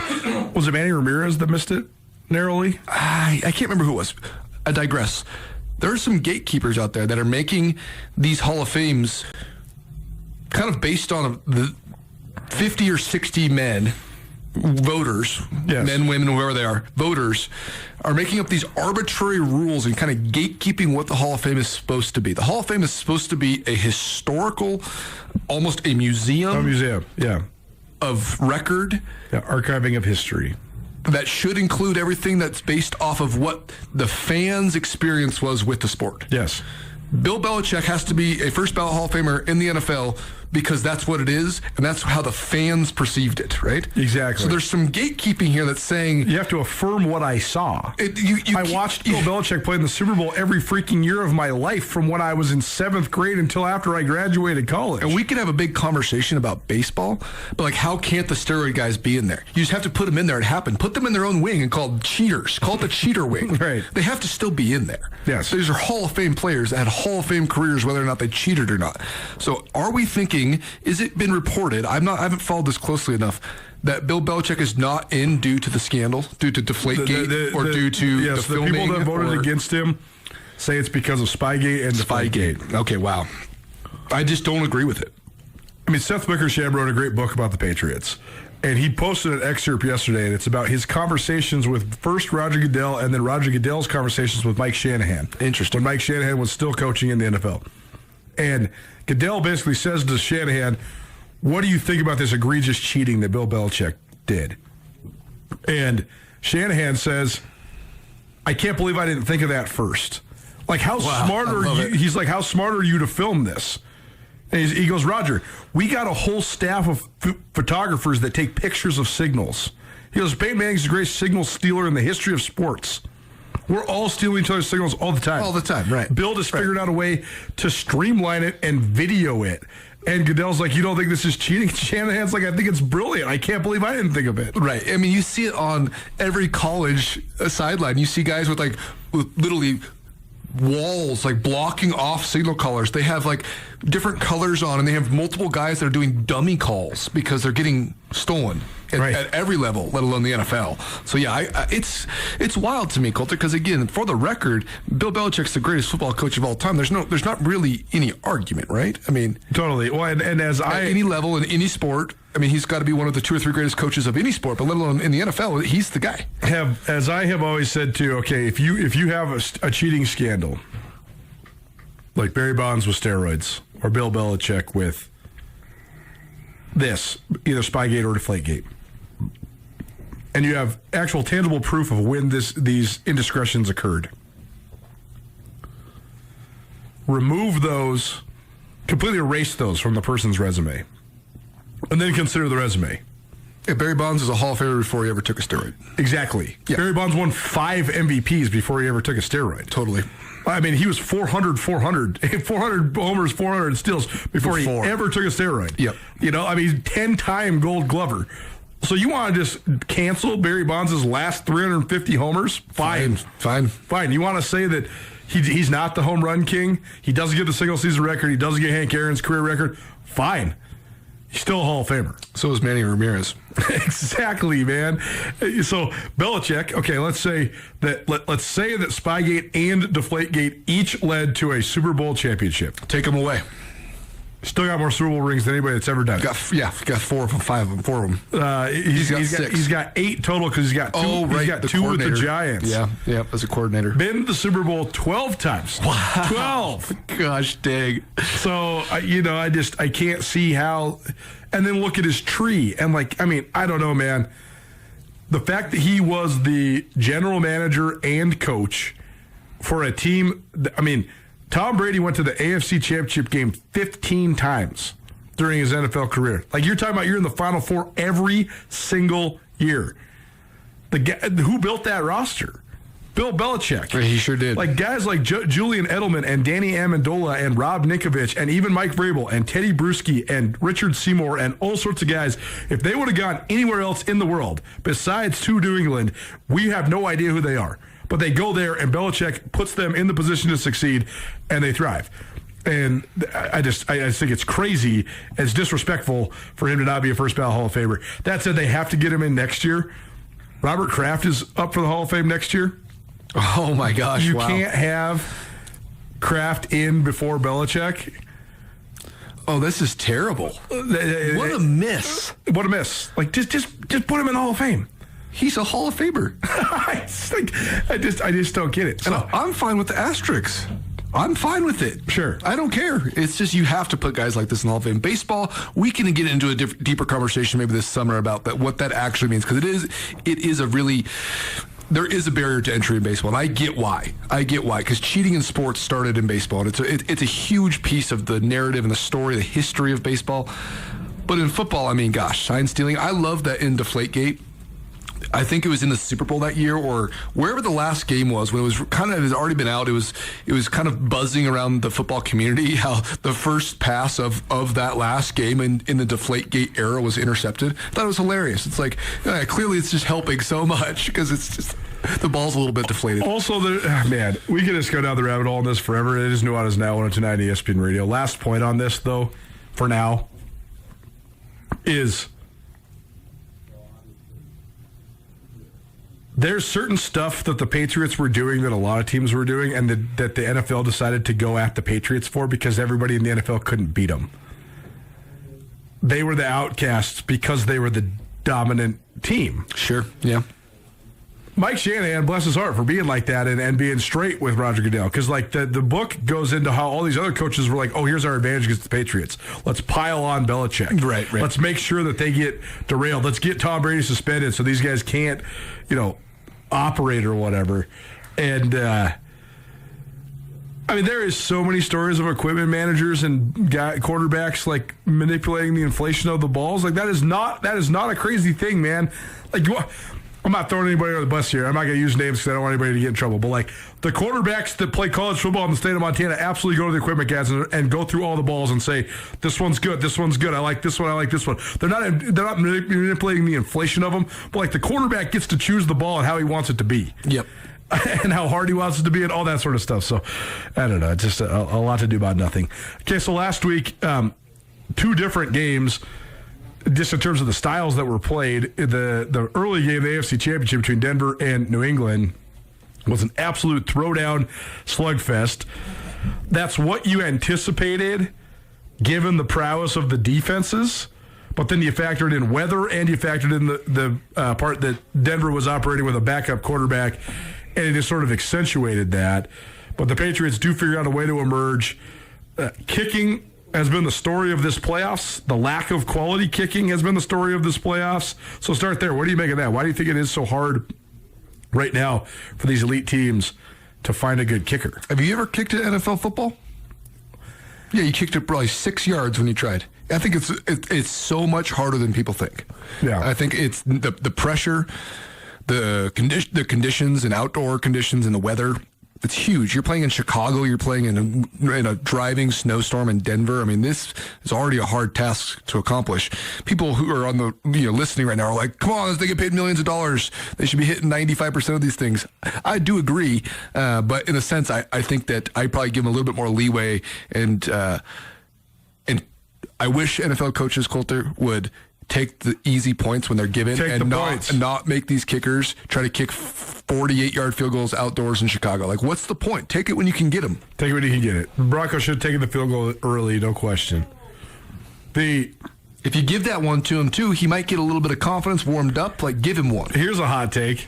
Is it good or... It's a hot take question. Is it good or bad for the game that a blood sport that is purely determined on physicality comes down to a guy kicking a ball so often? Yeah, well, I mean, it's just the game. It's not going anywhere. Right. It's called football. You play it with your foot. Indeed. I could pile on kickers all day. I can't believe that I'm somehow defending kickers right now because it's definitely not my general stance. But I just do think that it's a more challenging thing. I also think that it really does make it so that the game can be so tactful across the board. That's why it makes it so that you can actually have these stellar defenses and get into these chess matches. It makes the game even in that sense. It's the number one argument for the retention of kickers in the game, for sure. Am I just prisoner of the moment, or is kicking getting worse? Oh, man. Well, we have all the stats. We can look at the analytics. I'm sure we can look it up. Like, is there an Adam Vinatieri right now? Oh, yeah, there's better than that. Like in terms of Brandon Aubrey's the greatest kicker of all time. In terms of the prowess of his legs. His physical skills, there's no one that's even remotely close. Yes. I just wonder why there's so many clutch kicks that are being missed in this playoffs. Yeah. Maybe these isn't the best group of kickers that's just in the playoffs. Brandon Aubrey I also isn't in the playoffs and maybe never will be if he plays for the Cowboys. And this is for Hayden, the man behind the glass. The Broncos have kicker issues. Their kicker issues are also accentuated by the fact that they put themselves in games constantly that have such a small margin of error. Like they're playing 3 to 5 point games all the time because of the way that they operate as a football team. Yep. So it's going to have more chance for the kicker to screw it up. Nuanez Now, 102.9 ESPN Radio, SWX Montana Television, and the ESPN MT app. Coulter Nuanez coming to you through the Grizzly Disposal Studio here at the Missoula Broadcasting Company, Missoula Broadcasting, locally owned and operated, as is Grizzly Disposal. How much the missing Bo Nix killed the Broncos? Was it everything, or was it... It was everything. I think they win that game with Bo Nix. I think they could have won that game with Jared Stidham if they just played it a little bit differently. Yeah. I think it was everything. I think Bo Nix wins that game. Drake May has not played well the entire playoffs. Right. Drake May's fumbled the football 6 times. He's thrown 4 or 5 picks. I mean, his legs have saved him in some big situations, but I think that the Broncos were a better football team, and backup quarterback who played like a backup is a tough spot. What do you think of just the way that Sean Payton's handled this last week? Have you followed this much? I have a little bit. He's basically just in a giant pissing match with Bo Nix. They've had press conferences separate from each other, arguing about like who's hurt when they're hurt, all this sort of stuff. But also, Sean Payton fired his offensive coordinator, even though he calls the plays. So a lot of stuff that's been pretty interesting. Is that just par for the course with Payton, or what do you just think of the way that they're complete hothead? Well, first off, with the Bo Nix thing, I agree with Bo Nix and kind of his stance. I thought that the way Sean Payton handled it, while some people called it crafty, to come out and just get ahead of it and just control the narrative and say, hey, Bo Nix is hurt, he's having surgery, this, that, and the other thing. I thought it was completely the wrong move as far as that's not really his information to be dealing with in that sense. Like, it was almost weird, right? It was very weird, but it's not like I'm going to jump on some HIPAA hill here or something, but like I just thought there was not a cool way to do it. Like, you don't talk about this is a foot he broke before. You don't say that kind of stuff. That's just not for you to say. Right. You don't control that information. A doctor, if with the players, if you go to them in advance and you talk about this, maybe you could get away with it. But I thought the way that Sean Payton handled it was really poor. I also think that he's just generally a hothead who's going through and firing everybody. I think it's so funny to be he is the play caller. He calls offensive plays. Exactly. He fired his OC. It's like, exactly. What's the move there, dude? You fired Joe Lombardi because you just want to make a headline or something? Like, you crazy. You want your offense fixed, but you called the plays, but you fire the OC so that the world thinks you're fixing the offense? I don't know. Yeah, didn't like it. I'll hint at this until it's actually more confirmed. Don't want to spill anybody's beans, but there is a rumor that there could be a former Big Sky Conference figure who is in the mix for the OC job with the Denver Broncos. So I'll let you know more about that after a little while. So on the Patriots side of things, the thought is that the Patriots are here on the positive side because of Mike Vrabel and his impact on the franchise, Drake May and his emergence in his second year. On the other side of that coin, people say that the Patriots are here because they had the easiest schedule in the NFL. They didn't beat anybody. They've won 15 games. They're 15-3 overall. Their best, they're truly actually really only good win over a playoff team during the regular season was against the Bills. The other 12 wins were against, I guess the Panthers made the playoffs. Dolphins, Panthers, Saints, Titans, Browns, Falcons, Bucks, Jets, Bengals, Giants. Holy cow. Bills, Ravens, Jets, Dolphins. Holy cow. So they beat two playoff teams. The Bills The Panthers don't count. The Panthers were under 500, right? They don't count. Yet they made the playoffs because they won their terrible division, but they were 8-9. So that's their regular season run. Of course, they've beaten 3 playoff teams in 3 weeks. And who did they lost to the Raiders the first game. They lost to the Raiders. They lost to the Steelers in week 3, so they started 1-2, and they also lost to the Bills at the beginning of December. Right. So in the playoffs, then they ransacked a offensive line-less Chargers team. Yep. They scored 16 points. They got 6 turnovers. Wow. Against the Texans. Wow. They had 8 first downs. And they won 28-16. 6 turnovers and 8 first downs. 8 first downs offensively, and they still won. They still scored 28 points because they scored on defense and they scored on special teams. Right. And then last week they won 10-7. Is that weakness a cause for concern going into this Super Bowl? Or do you think that's why the Seahawks are such overwhelming favorites? Yes, and yes. And the Patriots, the eye test, they're a pretty good team. They're not a great team. I like their defense schematically, and they have the pieces that fit kind of what they're running. Yep. Offensively, the 2 backs are all right. Hunter Henry at tight end's fine. The receiving group has come along a little bit. I don't see any, stars in the making right there. They are the Bills with a worse quarterback, slightly worse, and a better defensive scheme with a better defensive coach. Yeah, and without James Cook, but yes. Without James Cook, right. Yeah, better defense for sure, better scheme for sure. They are able to win all the games that they should because of that, and I think that as they kind of come along, as Drake May develops, they should be able to take that next step and beat some teams that maybe they on paper shouldn't beat. But as it stands right now, I think that this team would lose. If any other quarterback plays in that Texans game, I think they lose that game. Right? C.J. Stroud was the worst quarterback performance of the year. It was the worst quarterback performance of the year. And they pretty much won by one score. They stuffed the run, which made the Texans just completely haphazardly throw the ball 52 times. But Stroud can't do that. He cannot do that, especially against a bunch of combo coverages on the back end. I thought that the L.A. Rams and the Seattle Seahawks look like real deal great teams, where I think that the Patriots are a good team. Nuanez Now, it's on ESPN Radio, all football all the time. We'll have some best bets, etc. for you. The line on this game, by the way, did open at Seattle -4.5. It's moved to Seattle -5.5. So the Vegas line for the Super Bowl, that's a pretty steep line for a Super Bowl. But I think a lot of things point in Seattle's favor.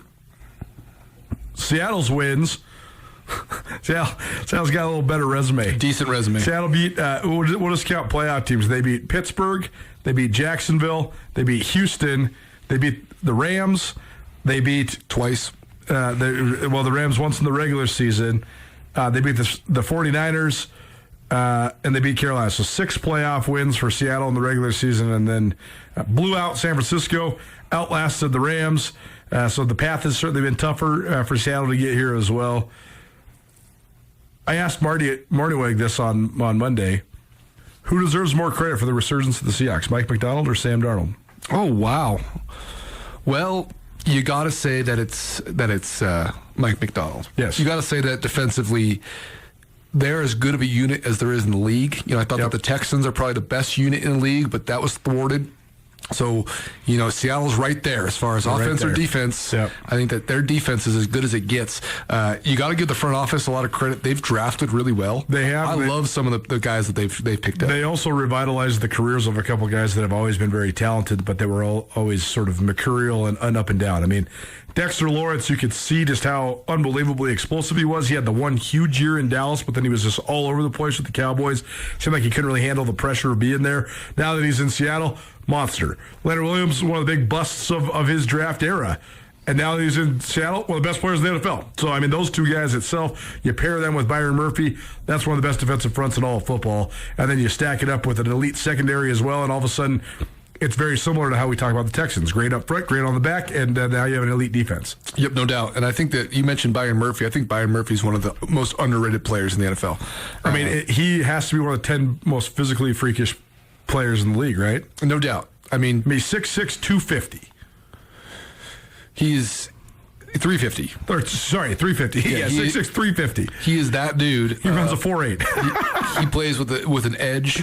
I mean, if he's not a first-team All-Pro guy in the next 2 or 3 years, I'll be shocked. I mean, he's that level of player, and I don't know if a lot of guys know. Common fans know about is second-year player in Texas, or is this his rookie year?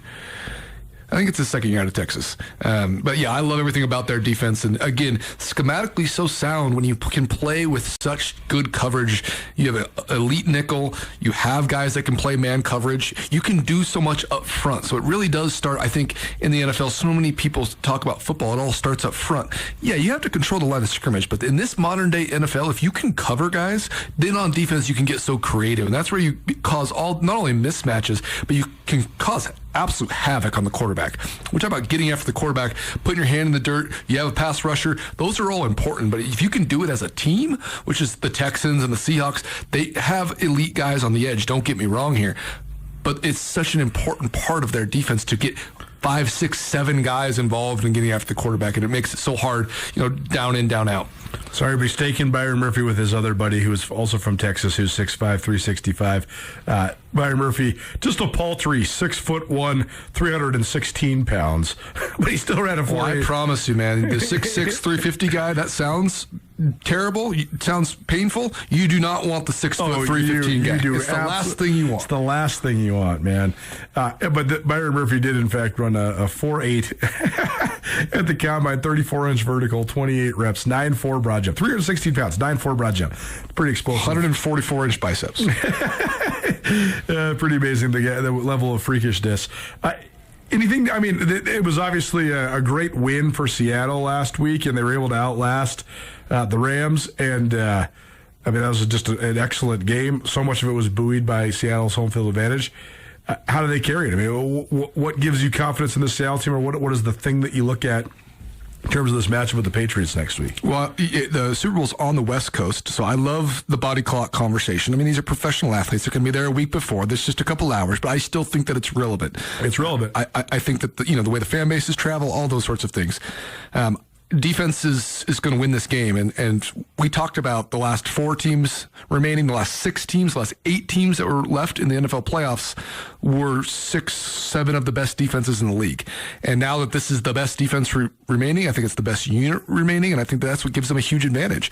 You can't say that Drake May hasn't had a tremendous, almost borderline MVP caliber season. No doubt. I don't know if he's the MVP. I'd probably give it to Matt Stafford. Yep. But I think that, as close of a battle as you've had in a while, especially for the upstart young guy, but you have to assume that he's probably a step away still. If his shoulder's banged up, as there's been reporting of, he kind of got a capsule injury, tackled funny by Hufanga on the Broncos, and was shaking his arm a little bit. If he's at all dinged, I mean, for the Patriots to win this game, they're going to have Drake May's best. He's going to have to play his best game of the season to win this game. And if there's anything less than that, I think that Seattle should be overwhelming favorites. No, it's now on tonight, ESPN Radio, all football all the time. We will have leans for you, other numbers within this game that we like. We will have prop bets. We'll make some special bets for you. All that next week. But a fun one this week, just talking some broad subjects. I just wanted to end on this, Coulter, so that we can give some context to the kicking experience in the NFL. Sure. Dating back to the 30s, when it was just the AFL, there was a all-time low of 23.5% of the field goals made. Yep. There was not 60% of field goals made until 1972. There was not 70% of field goals made until 1983. There was not 80% until 96. Whoa. And this year was the 3rd highest field goal percentages ever made at 85.6. Wow. 85.9 in 2023 and 86.1 in 2021. So in the last 5 years, kicking has gotten to an 85%, 86% conversion rate. So it's getting better. Don't blame the kickers. Draft them in your fantasy leagues. Take care of them. The guys used to kick without shoes, so maybe the advent of shoes or the implementation of shoes has helped them. You want to know who changed the whole thing?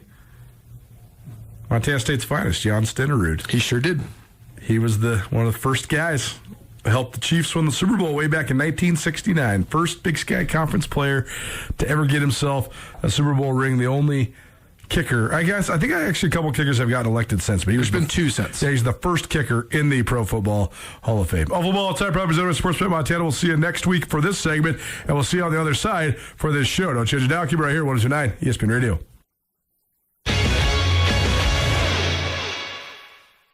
If you're in search of a trading card of your favorite player, or if your kids are, swing into Zootown Sports Cards. If there's a card of a player you're searching for, Zootown Sports Cards has the cards. With an almost endless collection of singles and inserts, whatever and whoever you're in the market for, Zootown Sports Cards has it. 1990s NBA stars, Zootown has it. 2000s football players, Zootown has it. And looking through the collection is half of the fun. Come check out all of what Zootown Sports Cards has to offer in the Stevens Center in Missoula. Montana weather, am I right? While we can't control the weather, there is one thing we can control, your comfort. Liberty Electric, your partner in ensuring your comfort lasts until spring arrives. Let us help you stay cozy and worry-free through the chilly months, especially mornings. Remember, a heated garage means a warm car and a happier you. Let Liberty Electric show you how affordable a warm garage can be. Dial 541-WIRE. That's 541-9473. What do we Missoulians do best? We support our local stores. What do Palmer's and Lolo Drug do best? They provide the best in local pharmacy for our community. Palmer's Drug and Lolo Drug are the alternatives to big box chain pharmacies. Expect short wait times, free medication shipping, and friendly service. Palmer's Drug at 918 Southwest Higgins is the most convenient way to get your prescriptions in the Garden City. And if you're passing through Lolo, swing by Lolo Drug right off of Highway 93. Palmer's Drug and Lolo Drug, come discover what local pharmacy can do for you.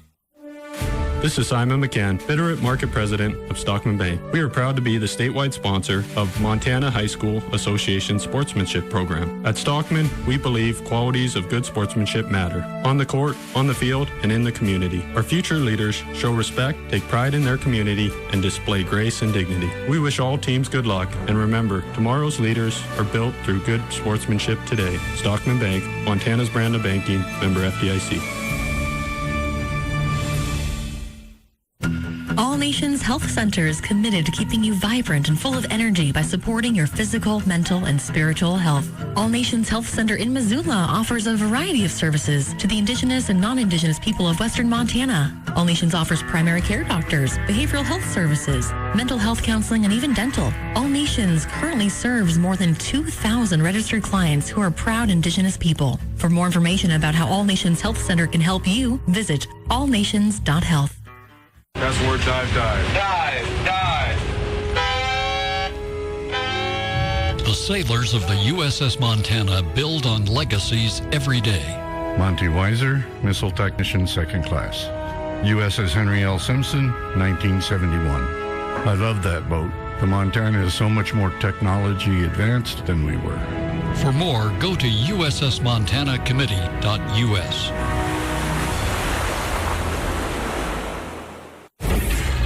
ESPN Missoula Sports Center.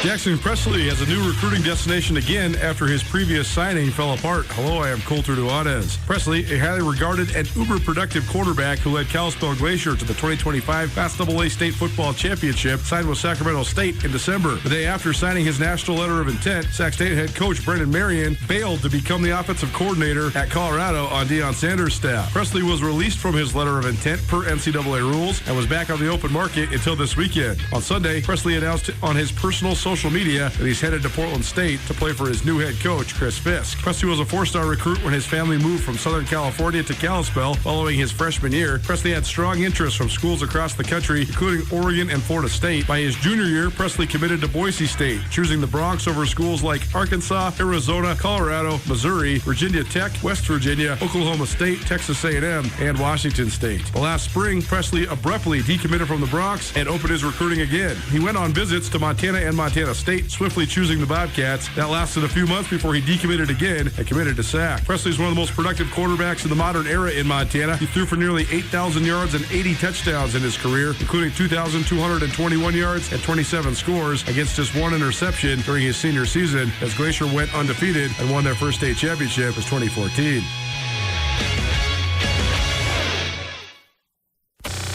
Nuanez Now on ESPN Radio.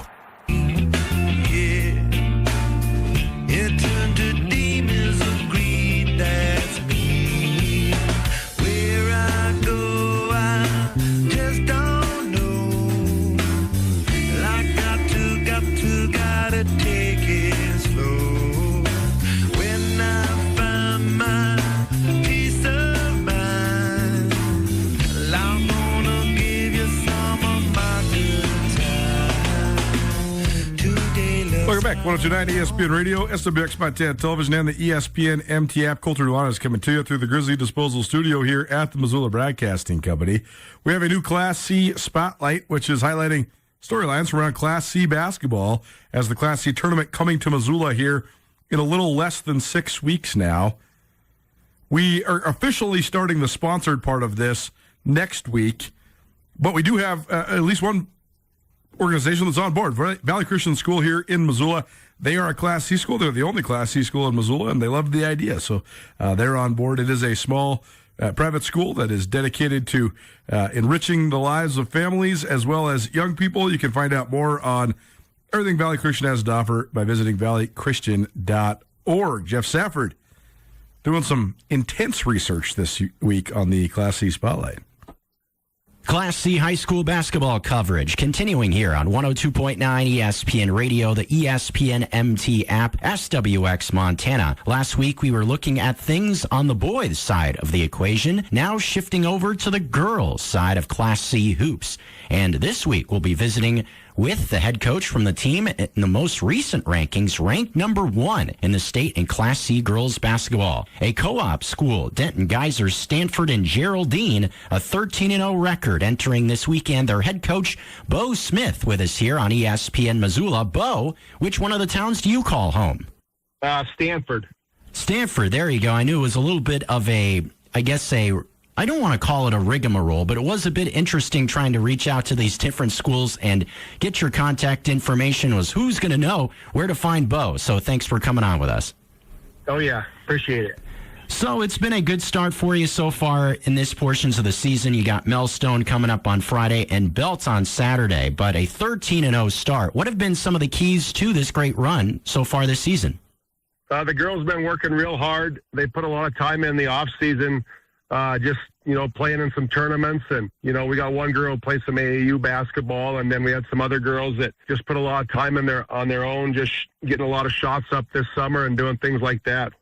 And a lot has been made. I know there was an article through 406sports.com that talked about your roles so far this season. A lot has been made with this team connecting on and off the court, seemingly as a family. How has that been fun to watch as a coach? Yeah, that's great. It makes my job a lot easier. But, yeah, the girls, they talk about it quite a bit. They get along real good. We never have any days where we have to worry about who's getting along with who. It's everybody kind of looks out for each other and has each other's back. So that's a real neat thing to see. From out in the heart of the state of Montana, the head coach from Geraldine, Geyser, and Stanford, Bo Smith, with us here on 102.9 ESPN Missoula. You can catch them in action at Millstone on Friday and then at home against Belt on Saturday. Now, it is a bit of a unique setup in the state of Montana, seeing these co-op schools, but really, when you see a team like this compete well and play so well, it really carries the flag for a large part of that community in central Montana. Do you see that being kind of a cool thing to see with all these different towns seemingly come together to rally around this group? Yeah, it is. It's, we're real lucky. All the communities, the 4 different towns all get behind the kids and they support them. And, we see people coming to the games now that we've never seen before. And it's a real neat experience. And, there'll be times when we play games like whether playing other schools that are co-opted, and there'll be 6 or 7 towns there at the gym. So, yeah, we get good turnouts and we get a lot of support. And I really feel like that is one of the special things about Class C hoops in general, just seeing these towns come out in droves to support these different schools. Does it feel cool to be part of that culture? Yeah, it does. Class C sports have always got a lot of support, always has a community behind them. And, a lot of these small towns, that's everybody knows everybody. So we got a neighbor, and he comes to all the games, and he kind of thinks of them like they're his kids too. So that's definitely one of the special things about a small school. Now, thinking about the arc of your season, mention you have Belt coming up again. I know you've already faced off and defeated those Huskies, but they have been a team that's been a fixture in Class C, and you've faced a lot of the top dogs in Class C this season. Had a win earlier against Saco, Whitewater, and Hinsdale. If you've been following Class C girls basketball, know that they are one of the top teams typically in Class C. Has it been cool to see your team really compete against the best? Yeah, it is. We're real fortunate to have a strong schedule like that this year. We're going to get to play, maybe 4 or 5 teams that will be at the state tournament in the regular season. And, North Country girls, they're always really good. They got a great program. They've won the last 3 of them state championships. So being able to play them and beat them earlier in the year was, I think, really helped the girls' confidence. And, we got Millstone this weekend.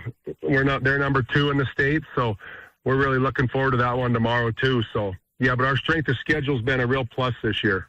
And leading the way for this roster, it seemingly has been a 3-headed monster. Thinking about the Smith sisters, Emma Smith and Ella Smith, along with your leading scorer, Briella Becker, 3 returners from last year's team. Do you think that those 3 and everyone on the roster has just been on a mission to improve upon where you finished last year, thinking about the state tournament? Yeah, I think they might have left last year from the state tournament kind of wondering what if. And, those 3 are great leaders, and we got some other girls that are good leaders too. And like you said, they just seem to be really focused this year, and they set some pretty lofty goals, and it's pretty neat to see them pursue those and go after them as hard as they can. From over with Denton Geyser, Stanford, and Geraldine, the Bearcats girls basketball coach Bo Smith with us here on 102.9 ESPN Radio as the aforementioned Bearcats get ready for a weekend of action Friday and Saturday, continuing on in the season. Now, I mentioned it, the new number one this week in the rankings from 406sports.com. And with that comes maybe a little bit of a target on your back. Is that something that you're thinking about or just trying to focus on the task at hand with the pair of games you got? Yeah, we don't look too far ahead. You know, we talk about being the number one ranked team in the state, and we just talk about how it doesn't mean a whole lot until, you know, who's number one at the very end. So, yeah, and we talk about the girls, you know, whoever we play, we know we're going to get their best effort. So as far as the target on our back, I don't think we think about it a whole lot. We just try to take it one game at a time, and the girls have been really good about that and staying focused and dealing with the task at hand, I guess. Starting with Melstone, this will be the thinking about tomorrow's contest. Recording this on a Thursday. Got Melstone coming tomorrow. Looks like a 5 o'clock start time over there on the road. This will be a real challenge. Mentioned how high they are in the rankings as well. And this will also be a team that you see in the final game of the regular season. So is it good at this point to face them now, thinking about a pair of games to potentially prime you further for district and divisional and potentially the state tournament? Yeah, it's probably good timing. Our girls are pretty familiar with the Melstone girls just through volleyball, and you know we played them last year a couple times. They ended up beating us at the state tournament last year too in a loser out game. So we're real familiar with each other, and you know they're a pretty talented bunch of girls, and they're probably another team that kind of wonders what if after the state tournament last year. So you know they're going to present a lot of problems for us. But yeah, as far as playing them, we're excited to play them, and it should be a great game. Now, the other opponent you have coming up this weekend as well, the Belt Huskies, typically a program that is amongst the top programs in the Class C ranks for girls basketball. Seen them once this year and really was a dominant effort on your side of the equation. Now have to face them again. Do you think that gives them a little bit of extra added motivation, and where do you see them being a different challenge this time around? Yeah, the Belt girls always had a great program over there. You know, they don't ever seem to have down years. They always just kind of reload, and you know they're going to be one of the better teams in the north for sure. So yeah, I'm sure they've got some pretty good motivation when they play us again after that first game. But you know I think our girls will be focused and be ready to play. It's one thing I never question about these girls is they always seem to start fast, which is it's a good thing for them to do that. So, but yeah, the Belt girls they'll be a challenge for sure. They got lots of good athletes and good basketball players. So we don't expect anything but a great effort from them. The head coach with the Bearcats here on 102.9 ESPN Radio. So we got a few weeks left of the regular season before you start thinking about the postseason push. What are your biggest goals for this group in the final couple of weeks of the regular season? Yeah, like I said earlier, we just take it one game at a time here and try to, you know, I think some of the girls' goals were to be undefeated during the regular season and win the conference. So, you know, that'd be one thing they could check off their list. And, you know, we just want to keep getting better every day. We talk about that quite a bit. We can't control what anybody else is doing, but we can control what we do and just keep working hard in practice and getting better every day and holding each other accountable.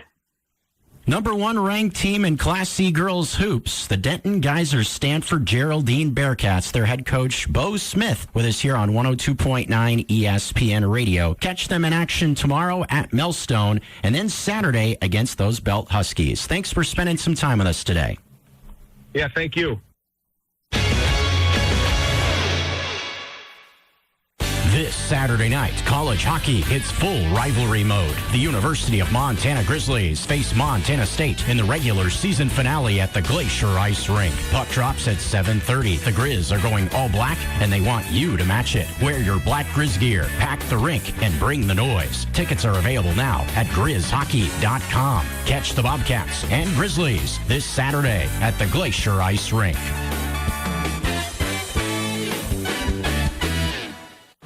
Make the switch to Farmer State Bank and you'll instantly become part of something bigger, something different, something more. That's because we are a community bank. That means local banking, local decision-making, local support for the people, businesses, and communities you care about. Switch to local. Switch to Farmer State Bank, your Montana bank since 1907. An equal housing lender and member FDIC. While winter may slow things down, the team at Black Mountain Lawn is still hard at work across Missoula. All winter long, Black Mountain Lawn helps Missoula homeowners with junk removal, tree trimming and removal, demolition work, grading, and draining fixes, plus landscape planning and estimates for spring. Winter is the perfect time to get ahead and beat the busy season. Visit blackmountainlandscaping.com, call 406-529-0793, or email Dave at blackmountainlawns.com to schedule a winter estimate. Did you know lifestyle changes can cut your risk of type 2 diabetes in half? Make a change this new year. The Diabetes Prevention Program, a national CDC initiative, helps you build lasting habits in nutrition, activity, and stress management. And it works. Smoking and vaping also increase your risk for diabetes and heart disease. Get help at quitnowmontana.com or call 1-800-QUIT-NOW. Join the Diabetes Prevention Program at Missoula Public Health. Call 406-880-5344 to register. Canby Tap House is well known around the Garden City for its peerless selection of draft beers. Breakfast at Canby is also worth a sterling reputation. From breakfast burritos to chicken fried steak to delicious daily specials, Canby Tap House has excellent breakfast for your weekend brunch appetite. Canby also has a full coffee bar offering bold and delicious espresso and other specialty coffee drinks. Canby Tap House is family friendly and conveniently located on Higgins, across from South Campus Stadium and Dorn Blazer Field. Come enjoy the best breakfast in town at Canby Tap House. Hey, it's Colter Nuanez from your favorite daily sports talk show, Nuanez Now, and I want to buy you a meal on your birthday at Paradise Falls. If it's your birthday, head on over to Paradise Falls at 3621 Brook Street, and I will buy you a birthday entree. All you have to do is go into the family-friendly Missoula favorite, present your ID, and the entree is on me. Birthday meals courtesy of Nuanez Now at Paradise Falls, a family-friendly restaurant serving breakfast, lunch, and dinner. If it's your birthday, head over to Paradise Falls, Missoula's coolest hotspot. It's Nuanez Now on 102.9 ESPN Missoula. Watch the show statewide on SWX Montana Television.